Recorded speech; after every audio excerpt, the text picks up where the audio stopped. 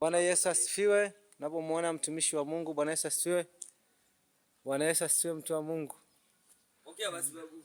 Bwana Yesu asifiwe, mtu wa Mungu. Amina. Hebu sema neno moja. Kiukweli tunamshukuru Mungu. Cha kwanza napenda kumshukuru Mungu mpaka hapa tulipofika. Hatimaye leo ni siku ya 7 ya mkutano mkubwa wa Injili tulikuwa tunafanya hapa maeneo ya shule ya msingi Bwawani. Mungu ametutoa Nduruma kule, ametutuma hapa tuje kufanya mkutano kwa siku 7. Mkutano tulianza siku ya Jumatatu mpaka leo Jumapili siku ya 7. Tunamshukuru tumemaliza. Kweli mkutano ulikuwa ni mkubwa. Ishara, maajabu na miujiza zilionekana katika mkutano ule. Mafunuo makubwa na maono makubwa yalitolewa kwa watu binafsi. Kwa kweli tunamshukuru Mungu kwa sababu hali halisi iliyokuwa hapa shule ya msingi katika kata ya Bwawani na viunga vyake, wananchi wa hapa kata ya Bwawani kweli walikuwa wamefungwa na nguvu za giza, maisha hayaendi mbele, hawaoni njia, lakini kwa kuwa Mungu alitutuma tuje kuweka hapa tena huduma kwa mara ya pili, tunaamini kuna jambo kubwa ambalo Mungu ameenda kufanya katika maisha yao kimwili, kiroho na hata kiakili. Kwa hiyo tunapenda sana kumshukuru Mungu kwa kuwa leo ni siku ya mwisho tumemaliza, lakini tunaamini kwamba kuna mbegu kubwa tumeipanda hapa kwa ajili ya watu wa Mungu. Ni hayo tu. Amen. Ni mkutano wa ngapi unakuja kufanya huduma? Nadhani huu ni mkutano wa pili. Maana wa kwanza tulifanya wiki moja. Tulifanya kwa muda wiki moja, ilikuwa ni majira ya mwezi wa pili, miezi katika tarehe za katikati pale. Tuliweza kufanya mkutano wa Injili kwa muda wiki moja. Hivyo tulimuona Mungu katika ile mkutano. Watu walifunguliwa, wagonjwa waliponywa, walikuwa wamefungwa na nguvu za giza walifunguliwa, na hata huo niliotoka kuongelea bado Mungu amefanya yale. Kwa hiyo mimi naona sifa na utukufu zote tumrudishie Mungu kwa sababu yeye ametenda. Umesema mlifanya mwezi wa pili, nini kimewasukuma tena mkarudi kwa mara nyingine? Maana umesema mwezi wa pili mlikuwepo hapa. Ni kipi ambacho kiliwasukuma tena mkarudi? Mbona imekuwa vile ghafla? Kwanza Bwana Yesu asifiwe sana. Amen. Ni swali nzuri hilo pia. Nimefurahi kwa swali hilo. Kiukweli kwanza tutambue kwamba huduma yetu ya Upatanisho International Church ni huduma inayoongozwa na Roho Mtakatifu, ni huduma ya kinabii. Kwa hiyo hatuendi kwa akili, tunaongozwa kwa Roho Mtakatifu. Hatuendi kwa utashi wetu, hatutumii akili za kibinadamu. Hivyo basi ni Roho Mtakatifu aliyetutuma tena turudi hapa.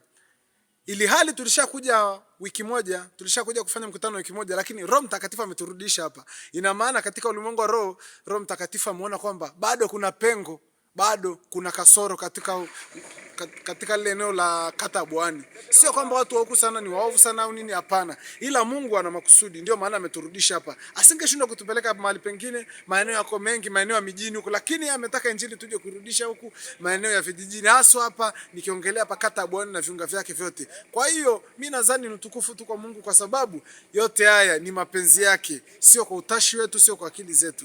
Ni yeye Mungu amefanya. Kwa hiyo tunamshukuru Mungu sana kwa maana kuna jambo kubwa ambalo nadhani Mungu anataka kwenda kuyatenda, na kuna mambo makubwa sana ya ajabu ambayo Mungu ana makusudi ya kuyatenda katika kata ya Bwawani na viunga vyake. Kwa hiyo mimi namshukuru Mungu sana kwa hilo. Namshukuru Mungu sana maana sio jambo rahisi. Sio jambo, ingekuwa ni akili za kibinadamu mimi nadhani tusingefikiria tena kurudi hapa. Tungefikiria labda kurudi maeneo mengine ya mjini au tusonge mbele tutafute maeneo mengine. Lakini kwa kuwa Mungu ameturudisha hapa, mimi naona mtumishi, sio jambo la kawaida hili. Kuna kitu kikubwa ambacho Mungu amekusudia kwa watu wa Bwawani hapa. Amina. Umesema kuna kitu, ungeweza kusema hata kwa ufupi tu kwa dakika moja. Ni kitu gani nadhani kwamba kingine kinaweza kikafanyika kwa watu wa Bwawani?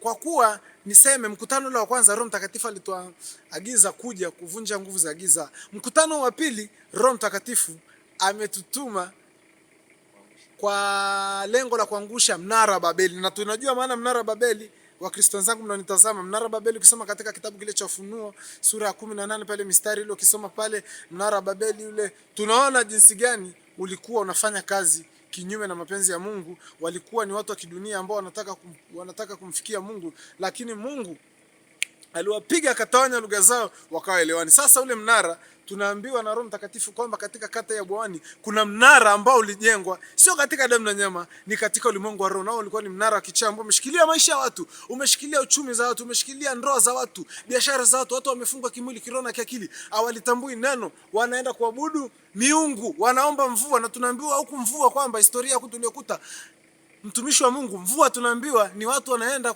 kwa viongozi wa mila kuomba mvua. Lakini wale watu tunaweza tukasema hawakuwa wanajitambua, kwa sababu angejitambua angemwomba Mungu wa mbinguni. Hivyo tunaamini yote haya yalikuwa yanasababishwa na ule mnara wa Babeli ambao umesimamisha umejengwa hapa na falme 3 za kiganga ambazo pia tulifunguliwa na mchungaji wa Mungu Penina Lazaro, kwamba kuna huo mnara ulijengwa na falme 3 za kiganga. Kwa hiyo tunaamini huu mkutano umevunja ule mnara kuanzia kileleni hadi kwenye msingi wake umesambaratishwa, kama jinsi Musa alivyoitawanyisha bahari ya Shamu kwa uwezo wa Mungu.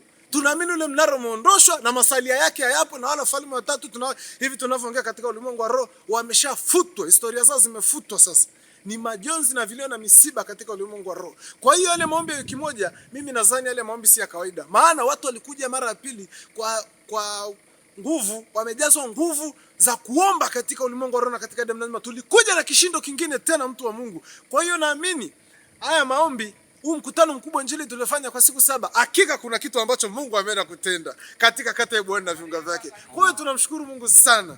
Amina, barikiwa sana mtumishi wa Mungu. Amina. Pale kwenye Turubai ndio pale mkutano tunafanyia. Tunaendelea bwana. Umemsikia mtumishi anaitwa Davis. Kija kamera wa kanisa la International Patanisho. Amezungumza, umeasikia ya kwake. Tunaendelea kuhojiana. Tuko na watumishi wa Mungu. Upatanisho International Church, the Gospel of Lord and the Holy Spirit.